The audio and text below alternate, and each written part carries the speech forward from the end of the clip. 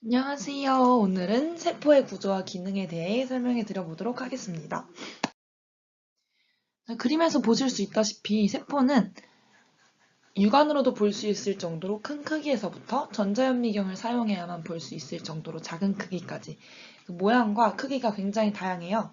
하지만 모두 동일한 기본 구조를 갖고 있는데요. 모두 세포막, DNA 또는 RNA로 이루어진 유전 물질, 그리고 단백질의 합성이 이루어지는 장소인 리보솜으로 구성되어 있습니다. 그리고 이 세포는 세포 내부의 막 유무에 따라서 막이 없는 원핵세포와 세포 내부에 막이 있는 진핵세포 두 가지로 나누어 볼 수 있어요. 자, 이제 이 둘의 차이에 대해 조금 더 자세히 설명해 드려보도록 할게요. 우선 원핵세포와 진핵세포의 정의부터 구별해 드리도록 할게요. 먼저 원핵세포란 핵과 막성세포소기관, 즉 리보솜을 제외한 미토콘드리아나 리소솜과 같은 세포소기관이 없는 세포입니다. 크기는 보통 1에서 10 마이크로미터로 작은 편인 것을 아실 수 있을 거예요. 그리고 진핵세포는 핵과 막성세포소기관이 있는 세포로 크기는 약 10에서 100 마이크로미터로 원핵세포와 비교를 해봤을 때는 크기가 비교적 큽니다. 핵막을 보자면은 원핵세포는 핵막이 없어요. 그래서 DNA와 RNA 같은 유전 물질이 핵 특정 부위에 풀어져 있어요. 그래서 이 풀어져 있는 부분을 핵양체라고 부릅니다. 진핵세포 같은 경우에는 이중막으로 구성되어 있는 핵이 있어서 유전 물질이 핵 내부에 존재합니다.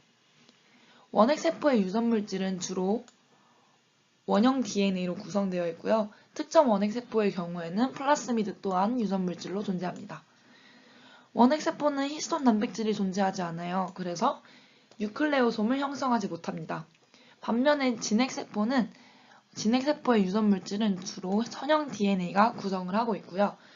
여기에 히스톤 단백질이 있어서 뉴클레오솜을 형성합니다.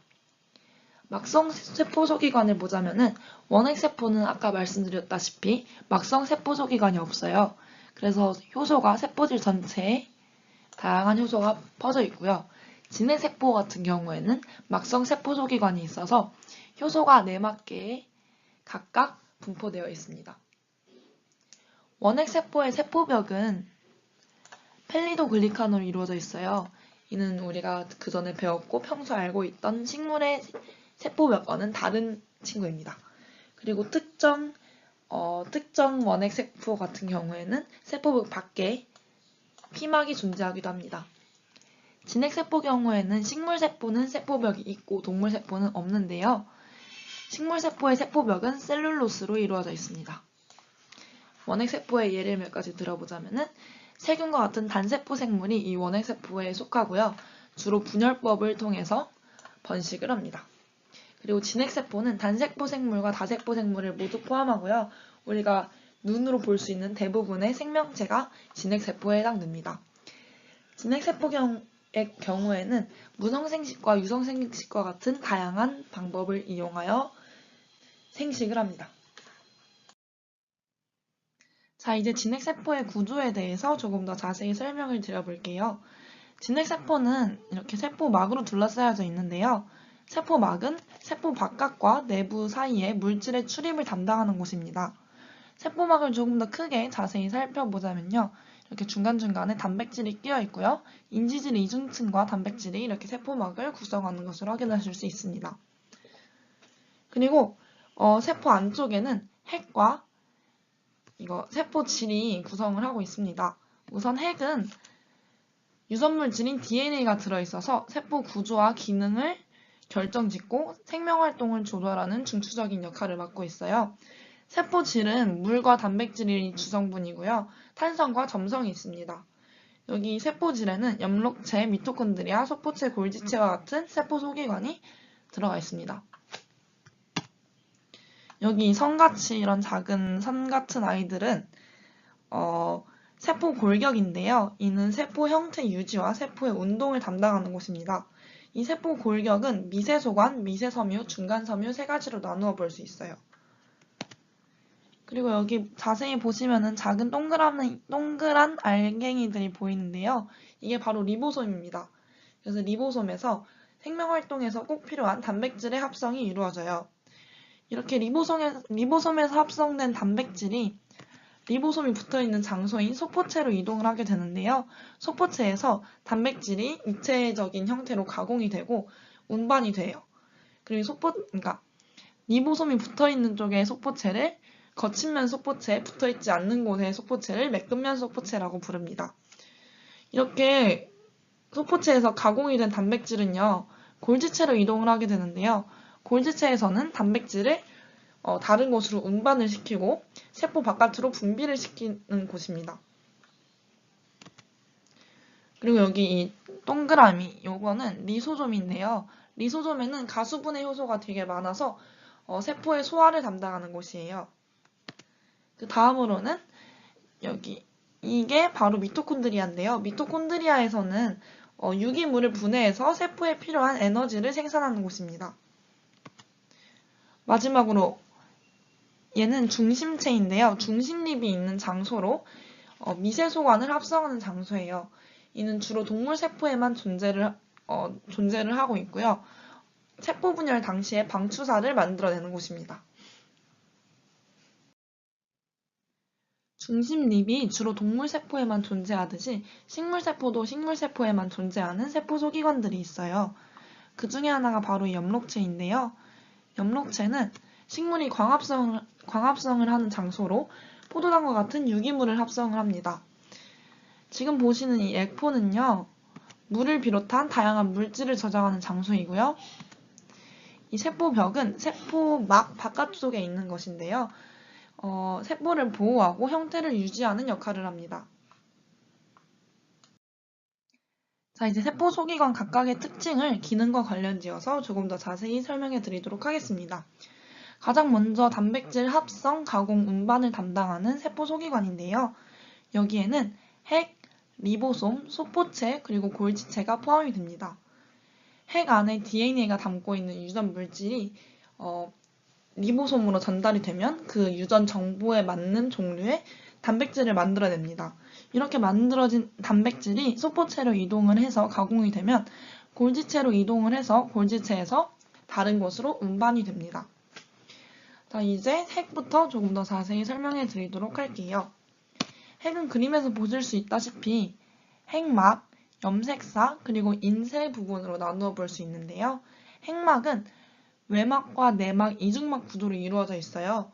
그리고 군데군데 이렇게 작은 구멍인 핵공이 있는데요. 이 핵공을 통해서 핵과 세포질 사이에 물질 교환이 이루어집니다. 그리고 이 핵막은 핵막의 일부분은 소포체와 연결이 되어 있습니다. 염색사는요, 이렇게 인과 핵막 사이에 풀어져 있는데요. DNA와 히스톤 단백질로 이루어져 있습니다. 이 염색사가 평소에는 자유롭게 풀어져 있지만 세포 분열 시에는 뭉쳐져서 염색체를 만들어냅니다. 그리고 이는 이렇게 핵 중간에 위치하고 있는데요. 따로 막이 없어요.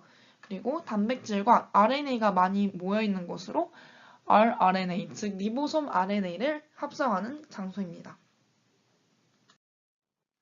리보솜은요, rRNA, 즉 리보솜 RNA와 단백질로 이루어진 대단위체와 소단위체로 구성이 되어 있어요.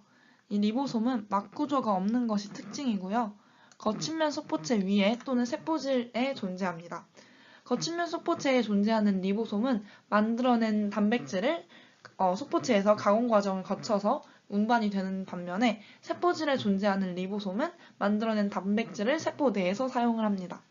아까도 방금 말씀드렸다시피 리보솜의 역할은 단백질을 합성하는 것이고요.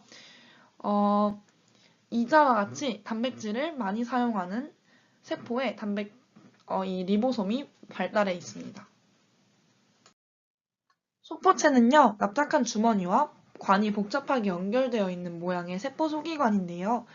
이 소포체는 단일막 구조입니다. 아까 핵 설명할 때도 말씀드렸다시피 일부 부분은 핵막과 연결이 되어 있습니다. 그리고 이 소포체는 물질 수송의 통로 역할을 맡고 있는데요. 리보솜이 붙어있는지에 따라서 리보솜이 붙어있으면 거친면 소포체, 붙어있지 않으면 매끈면 소포체로 나누어 볼 수 있습니다. 거친면 소포체는 단백질을 가공하고 운반하는 역할을 맡고 있는데요. 리보솜에서 만들어진 단백질을 입체 구조로 가공을 한 뒤에 소포체 막의 일부로 단백질을 둘러싸서 운반 소낭을 만들어요.